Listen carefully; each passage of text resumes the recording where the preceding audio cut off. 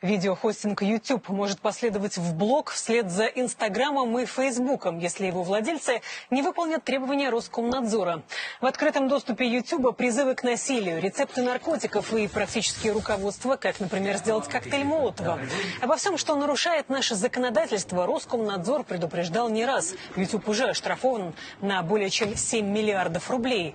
Срок добровольной уплаты истек на этой неделе, но удалять незаконный контент YouTube не спешит.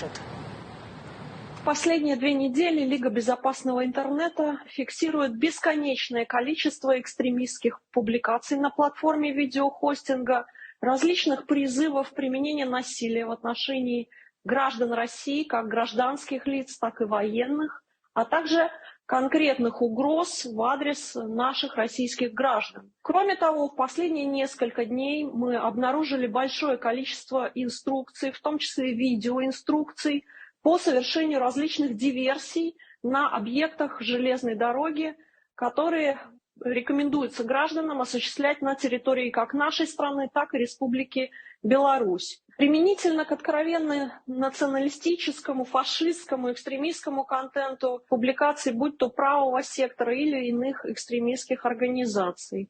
Они как существовали, так и существуют на площадке видеохостинга, очень активно там продвигаются.